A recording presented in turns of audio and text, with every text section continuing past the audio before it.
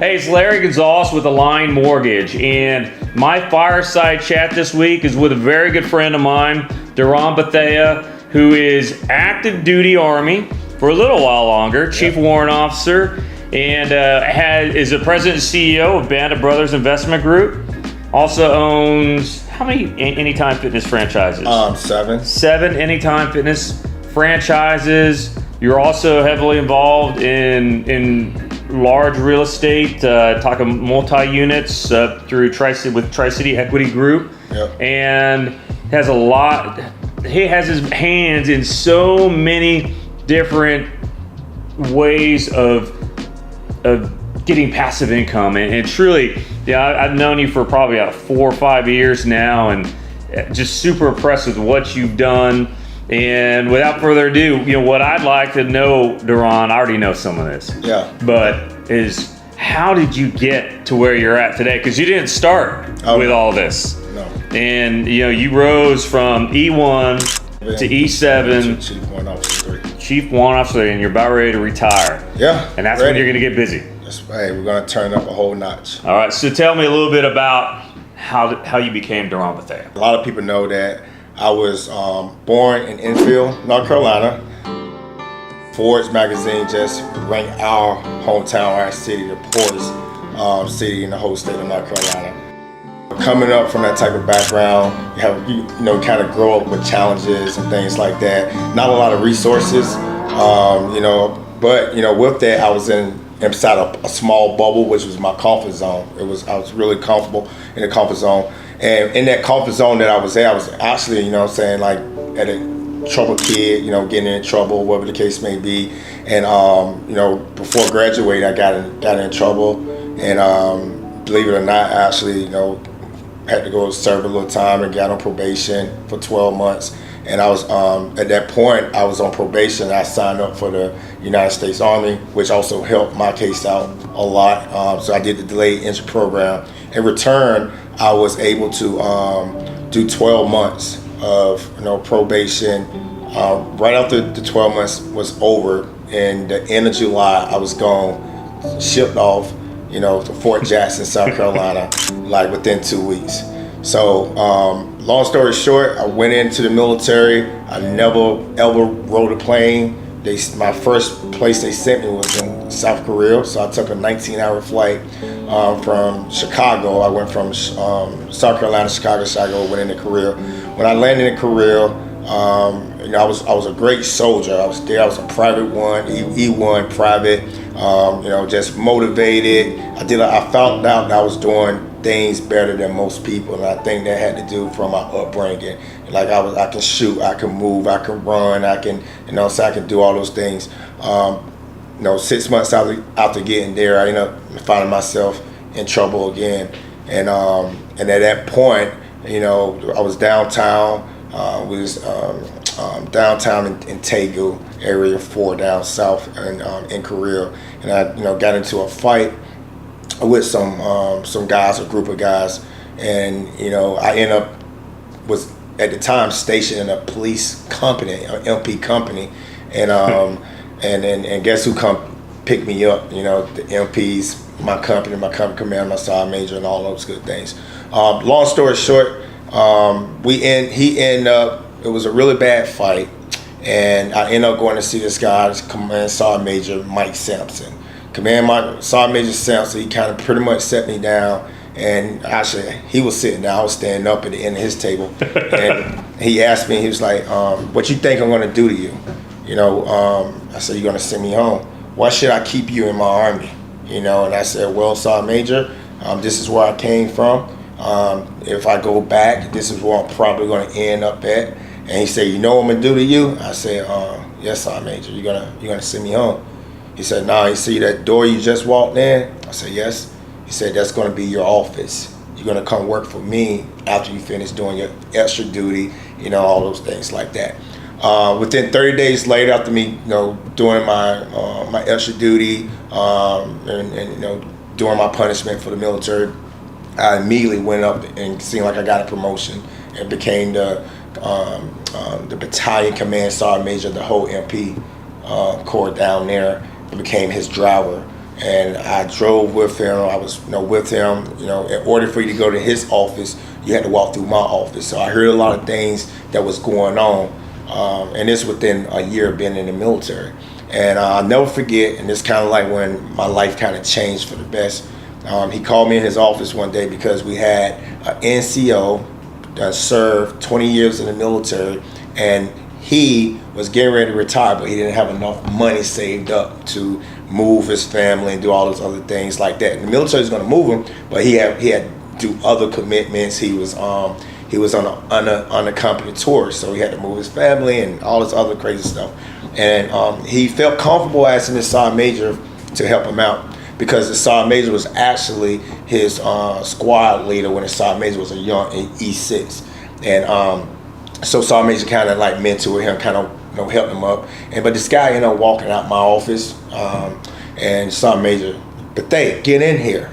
So I get in there. Yes, sergeant major. He said, did you hear that? I said, yes, sergeant major. What did you hear?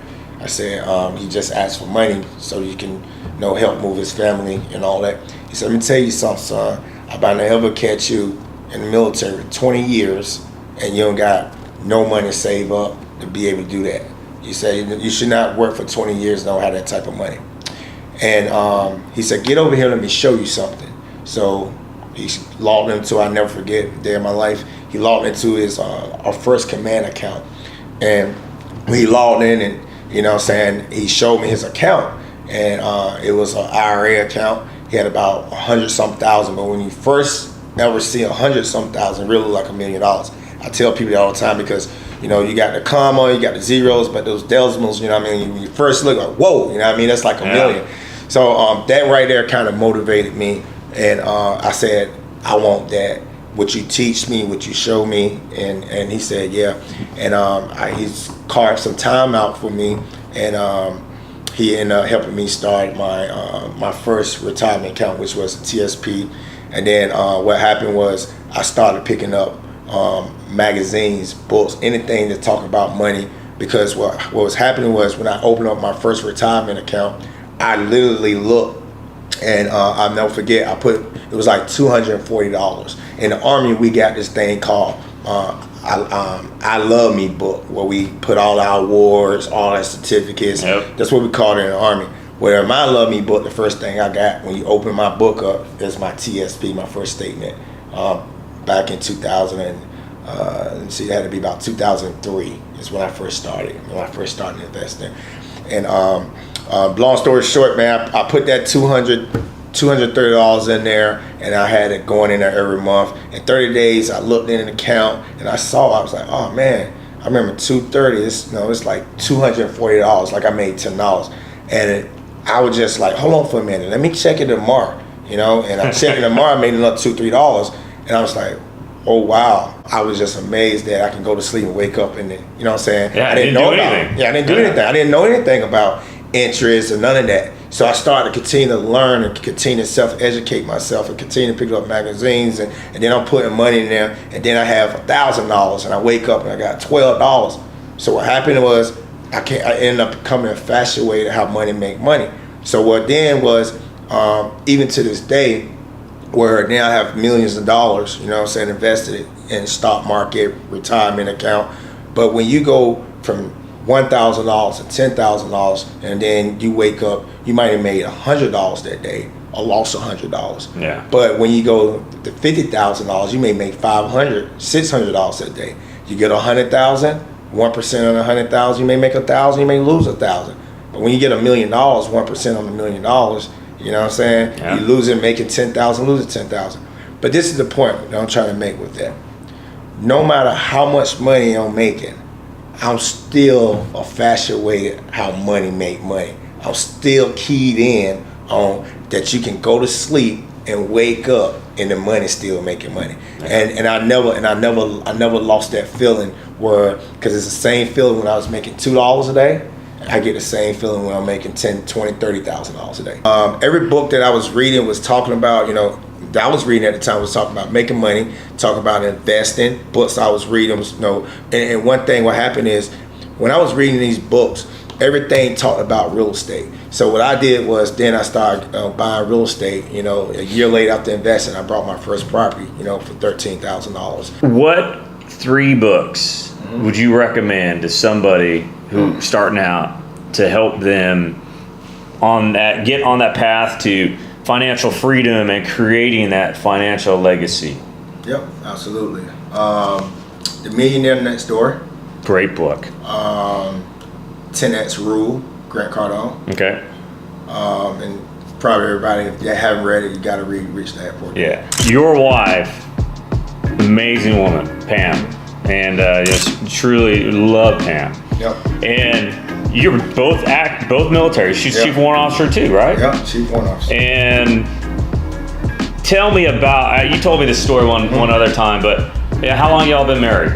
13 years. 13 years. Yeah. And, you know, I work with so many dual military, and they lived in base housing forever, or they just they've lived way beyond their means in the sense that they make a lot of money. But they spend a lot of money. But tell me, how did you and Pam manage your finances? Because you're, 2003 is when you're already doing it. Right. And you know, obviously you've been married for 13 years. So what did you do together, obviously, with your pay, and how did you manage that in dual military? Yeah, that's a good question. I think that's probably what separated us to hit our goals much faster. So obviously when I met my wife, I was already kind of ahead of the curve, buying real estate, investing. I just did it young. I was only 21, 22 when I started. 21 years old when I started. Or was it 20 years old when I started. But by the time I met Pam,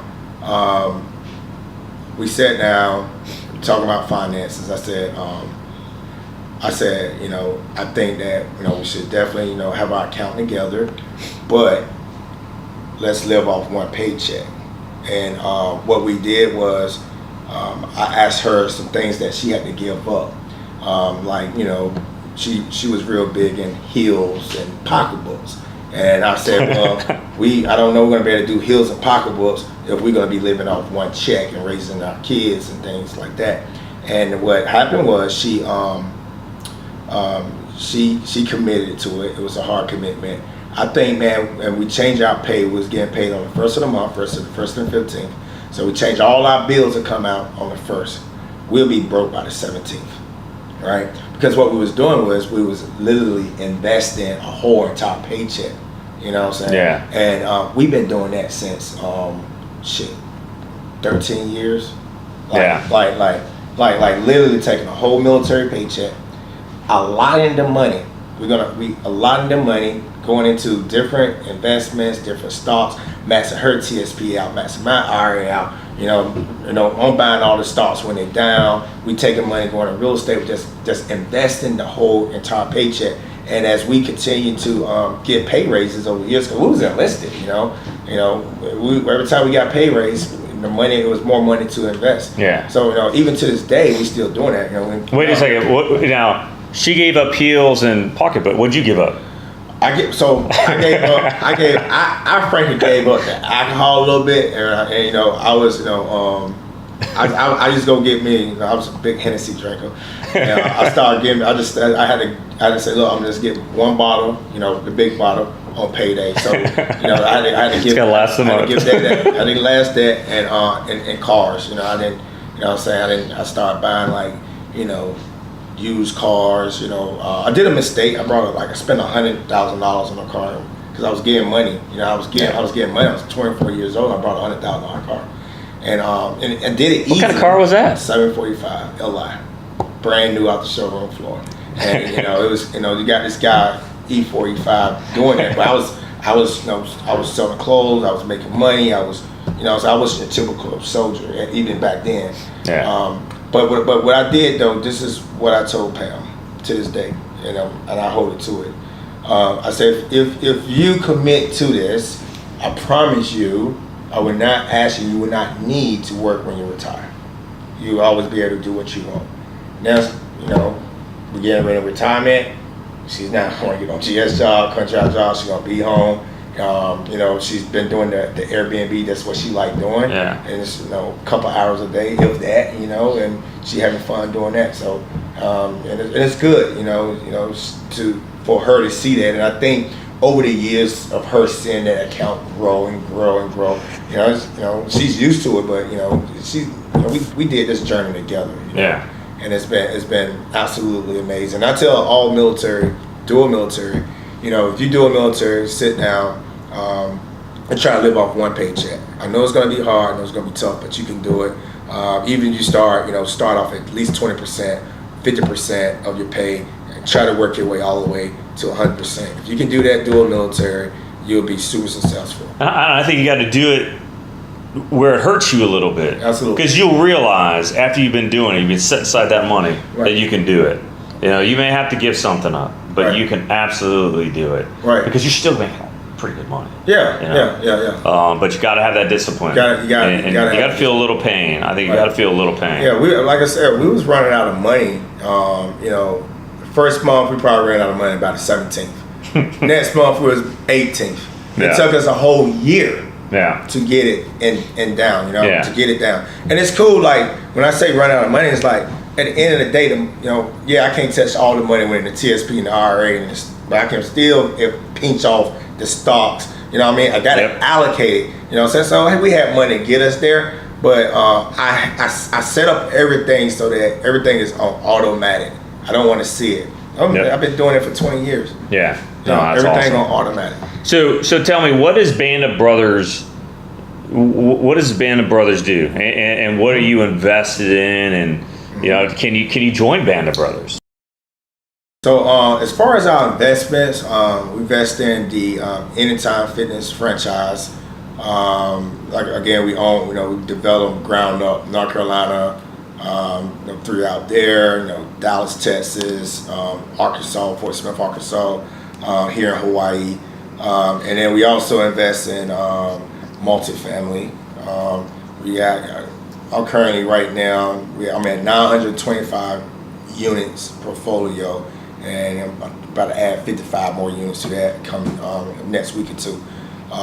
So we're doing that. We getting ready to sign the master franchise agreement for Image Studio. I really haven't told nobody that, so that's new. But you know, it's a really good model that we're looking into doing. It is pretty much we take large space and we carve it out and deck them out, make them real high-end, luxury looking suites. And those suites, we'll rent those out to salons, so stylists, estheticians, and they'll get their own suite, pretty much be their own boss. So we trying to promote, you know, start working for the man. You know, say you can be your own boss. You know, you're 1099. I want to cover the rent, the light bill, the cam, the electric, the water, and you can be your own. You know, you'll create your LLC and all those things like that. So we got that. We've been investing a lot of Airbnbs. Been investing in that, and we also a lot of people don't know, but we have a lot of private equity that I do with some deals where we're in senior living hotels that we got. We just sold a student housing with Morehouse School of Medicine. You know, we had to invest in a deal like that. You know, make great money, and we just take that money and just continue to invest it. I believe the blueprint is that you have to have the business income so that you can try to get as much passive income. And once you get to a point, you know, what you want to do is you want whatever your active income. You're a W-2 employee. If you're making $100,000, you should be trying to focus to make $100,000 passive. That's how you can leave and quit your day job. Me, obviously, I got 44 streams of income. I'm trying to hit 100 streams of income. Just as my first goal. And we doing that through investing in businesses, investing in taking that money and just making. Because we don't need the money. We still live below our means. Yep.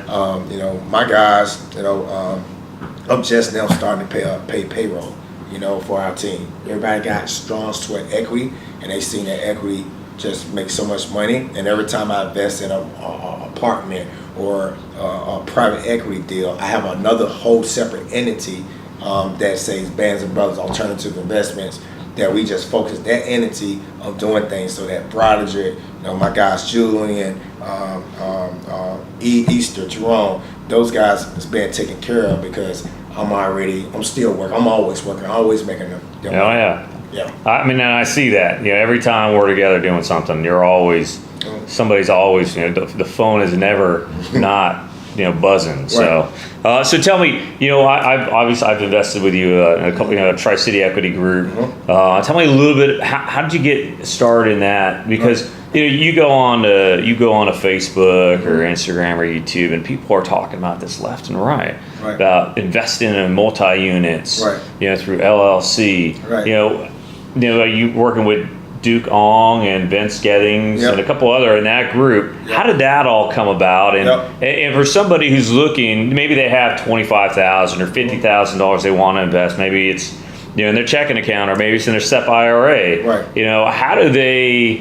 What's the easiest way for them to start investing in multi-units like you have through Tri-City? So I guess I asked your first question first. So I got started.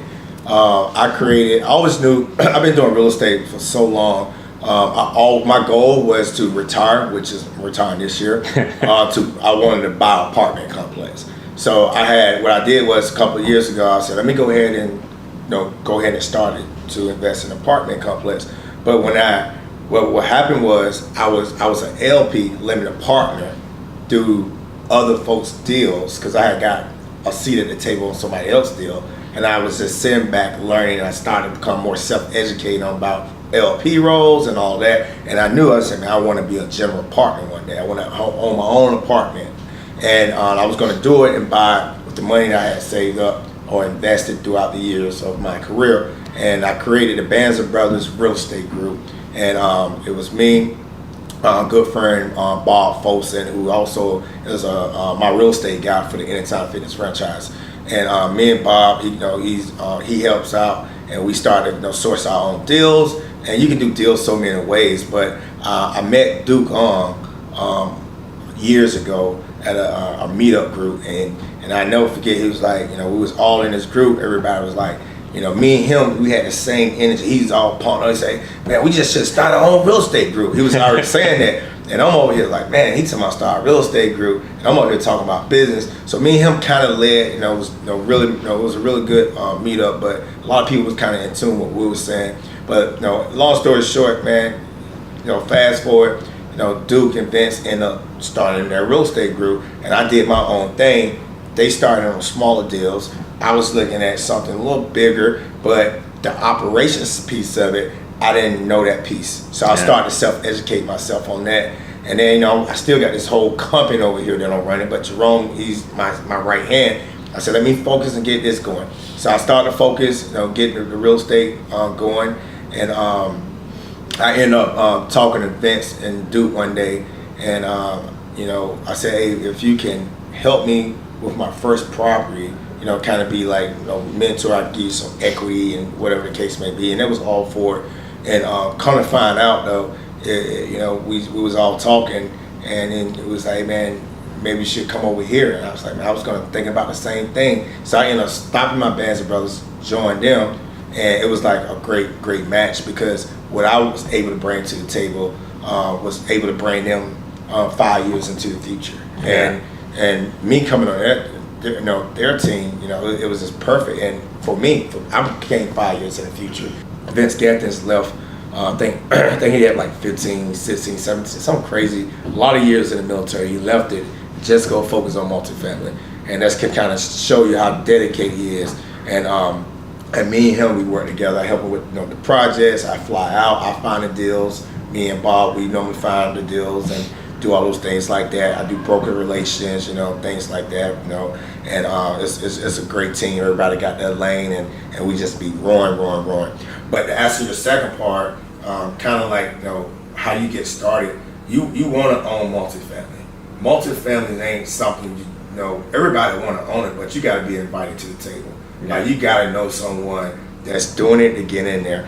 I tell people all the time, when you driving up and down where you live in, I-95, or you're in Florida, Miami, Dallas, wherever you're at right now, when you're doing that, a lot of people like, oh man, whoever owned that building right here, I know they killing it. Whoever owned that building, I know 99% is not just one owner. It's always a group of investors together that pull money together to take down projects.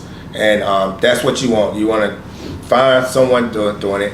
Our group, we do it. I love helping people. One of the things too that I like, that when I came on the group, I brought different types of investors. People that's from Enfield, North Carolina, the poorest city in the whole state of North Carolina. I got people that I went to high school with on deals that would have never ever dreamed about owning apartments. And I raised a lot of money, on the #1 raiser on our team. And it's because of the people that I done impact and influence over the years. We just got, it's great. And so as people want to kind of get in, we do minimums of $25,000 to $50,000. There's so many ways you can get the money. A lot of people thinking, man, the money's sitting in the savings, or if you don't got money in savings, maybe it's in your TSP. And we show you how to get to that money, and it's going to make you more money. And it's just a blessing to kind of get going like that. So I know you talk about Enfield. One of the things that, and you don't brag about this, we talked about in passing a couple of times, but you do so much for your hometown. Because givers gain, and somebody needs a mentor like that Command Sergeant Major was a mentor to you. Right. What are some of the things that you've done to give back to your community? Not only in Enfield, but even here. Right. Yeah. So yeah, man, that's probably like, I don't talk about it because I just love doing it, man. Man, so for Enfield, man, every year, man, I have, me and my wife, we take a percentage of what we make and we invest into our own nonprofit. And as God continues to bless me and continue to bless my business, there's more money going in there. So for years, every year for high school, kind of tell you how I started. I started out in the elementary school when I first making not as much money, and we was doing backpacks, just doing charitable donations every year. And then the next year I was able to do the whole elementary school. And then the next year I was able to do the elementary school and the middle school. And then the next year, God blessed me so I could do the whole do something from K to 12 to 12th grade. Yeah. So we were doing that, and then I started opening up to the county, and so what I do is we do scholarships for no high schoolers. We do parties. We award perfect attendance. We award if they pass their EOG to integrate, they score 3, 4, or 5. We load them up on buses, take them out of Enfield, send them out to Raleigh, North Carolina, where I got where we pay for like the Galaxy Fun Park, for the kids out there. I was this year, it was like, what are we gonna do for the seniors? We still gonna do the scholarships, but what else can I do? I feel like I should do more. And it was like, I talked to the counselor. He said, man, you know what thing made me sad? I said, what's that? He said, these kids said they never had a senior trip. I said, you know what, you right. I never had a senior trip. Let's do a senior trip. So we this year we sent all the seniors to the Charlotte Hornets game, North Carolina, and paid for the hotel, paid for the bus, and we had them stop at the Winston-Salem University, the Tour College. We just give back. We just always give back to our hometown. Thanksgiving. We do things for our hometown. Even out here, we started out, for Christmas. Every Christmas we did 100 meals, and then next year I did 300 meals. Then I did 500 meals. Then I did 800. And last year with you and your scouts, we did over 2,000 meals. Yep. And I just had a meeting with my team before coming here, and they said, we got to start working on this. Is coming up already. Yeah. How many you want to do? So I'll just do 3,000. We'll do 3,000. Just put 3,000 out. 3,000 out. We're gonna do 3,000 meals this year. Yeah. So as we continue to get blessed, we'll continue to give back. It's good because not only we giving back, we are able to help. Hawaii got one of the it's just bad, man, as far as the homeless population, and for island or a state to get so much money coming in. The state, local government, they tax every single thing. So I just feel like that there should be more, and we just try to help out where we can. But that's what we like doing. We look into starting to build some homes with Auntie Blanchy. I don't think he went out. Yeah, there. No, actually over in Waimanalo, right? Yeah. So we're looking to doing some things like that with her out that way, and just continue, to give back. No matter where we at, where we here in Hawaii, but we'll never forget my hometown. Yeah. So you have a conference coming up. This is the first I understand the first that I've seen, called the Hawaii Millionaire Mindset Conference. Yes. And this is going to be over at the Four Seasons. Yep. And can you tell me a little bit about that? Yeah. So man, it's one of the things that I always wanted to do. I've always been teaching people about investing, and I probably help thousands of people one-on-one, like with their portfolio. Now I'm just to a point right now where I just can't talk to everybody because I'm so busy, and I don't want to stop helping. And what this conference is we're gonna really focus on showing people how to create generational wealth. Maybe you may have a business, may need to figure out, how do I go to the next level? Yeah. How do I scale? So we're going to be focused on helping people with business. We're going to give them all the tools, everything that I got, everything that I learned is gloves off. I'm giving everything out. I'm giving everybody my business plan. We're going to have a QR code. They're going to get access to my business plan, my performer, my contacts, my brokers, my whoever. They're going to get everything, and that's going to be the business is going to be broken out 2 days. Day one, it's all about real estate, where you might be wanting to try to figure out how to get into owning multifamily, or you may have a VA loan, and we're going to teach you how do you leverage that VA loan. Maybe you need to get into duplexes and kind of help build you out. So we're just going to be really focused on real estate, hardcore real estate day one, hardcore real estate, business on day two. Because like I said, the blueprint is you create that active income, and you take that active income and invest it all in passive investments. And the more active income you get, the bigger and more better of the passive the check's going to be. Yeah. Active income money is always more than passive. The cash flow is going to be always more on the active side than on a multifamily passive side. But what happened is, as you make those bigger checks, the return is going to be big, and you ain't doing that for it. You just you got guys like me and my team out here. We running. We ain't slowing down. We just we just getting our stride. We about to retire. We about to really take off to the next level. So, but yeah, that in that conference, that's what we're going to be focused on. And we got some great speakers. Most of these people that I personally know, that I done met, and they're met in conferences, they doing they bring us some big hitters, guys. They got 7,000 units. His goal is 10,000 units by the end of the year, and he's going to hit there. That's insane. It's crazy. He's really rolling. He's going to be there. We got guys that's killing government contracting. That's going to give you the game on that. And when we always talk about making money, but nobody really talk about how do you protect the money, how what you should do on your taxes. That's why this conference here, we're going to give all that. We're going to give you the blueprint. This is how you make it. This is how you protect it. This is how you do your taxes, and this is how you should do it. Yeah. Is it sold out yet? Well, our VIP tickets are sold out. However, though, we still have tickets for our general admission, and it's $297. Man, that's a small price to pay. Yeah. That's nothing. Yeah, so this is a hands down nonprofit.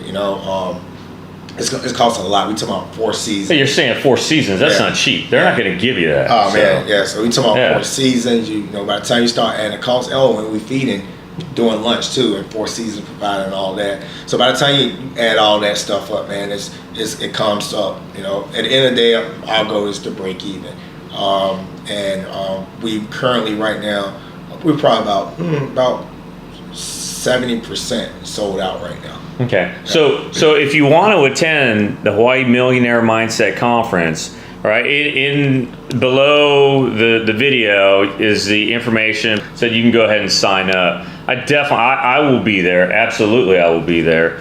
I just think there's so much value in what you're providing $297 is, man, that's, you go shake out the cushions in your couch, Right. you know, Yeah. get that change and go, because I It's think, gonna be a game changer. yeah, and you know, just working with you and knowing you over the past 4 years, you've educated me immensely. Looking forward to continuing to be a part of your team. I think, you know, and help you grow. We partners. Yeah, you know, and help you grow and help us to continue to bring people along with us. Yeah, and that's the thing. Yeah, definitely. We want more people. You know, we got one of the things too. We have the internship where we partner with the Skills Bridge program through the military, career skills program, or Skill Bridge. But we have so many interns coming in. My guys, every Monday we here at Schofield, and we are pitching. And every time we pitch, we get the most people coming through our program. So we got people that are interning in our Airbnb, our multifamily, in our business, and entrepreneurship. So we got 4 or 5 different paths of people they can choose. Yeah. And it's been great, you know, to really help, you know, give back to the soldiers and show them like, hey, and when I go out there and brief, I'm briefing totally different than everybody else that they hearing. I'm talking about, you know, no ceiling, working for yourself, entrepreneurship, or even, you know, some people want to be a personal trainer. So we got people coming in who want to be trainers too as well. So that Skill Bridge program is great. Yep. I mean, the opportunity that you have basically for 3 to 6 months to go work in a field that you may not know if you want to go, to test it out, to get educated, to see if that's really what you want to do. We didn't have that when I retired. Right, yeah. It was just, all right, here's your DD-214, you know, off with you. Yep. I think that's a great program, and you really need to look into it. But I'll tell you what, you know, that 3 months that you have in that program, man, you got to want it. You got to work hard. Because I've seen some people go into Skill Bridge, and they don't.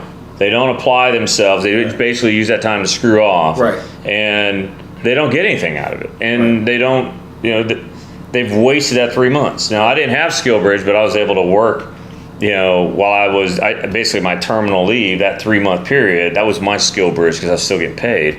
Man, I was working I was the first person in the office every day, every single day, and I didn't make a lot of money. Right. But all that work I did over that first 3 months built me up so that when that full paycheck went away, I was rolling because I had a head start. It's what Skill Bridge does. It's starting the race, the after service race, from a full on sprint rather than from all stop. And that program, if you use it correctly, is gold. Right. And you're doing this at Schofield.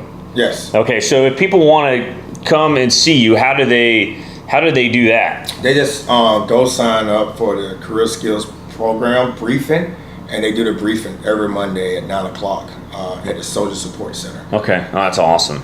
They got to do that in the other services too. Yeah. You need to get down to Family Service Center at Navy, you know, whatever, Joint Base Pearl Harbor Hickam, do that too. Yeah, and that's one thing that we're doing. Helen, who she does all my projects for me, but she's working it right now, waiting for the paperwork to get approved. Oh, awesome. Yeah, so right now we just here in Schofield, and we go down to Fort Shafter too as well for the seniors, the 05 and above. Okay, awesome. Well, thanks a lot, man. I appreciate you coming down, and we'll see you on the course. Oh yeah. Yeah. Absolutely. All right.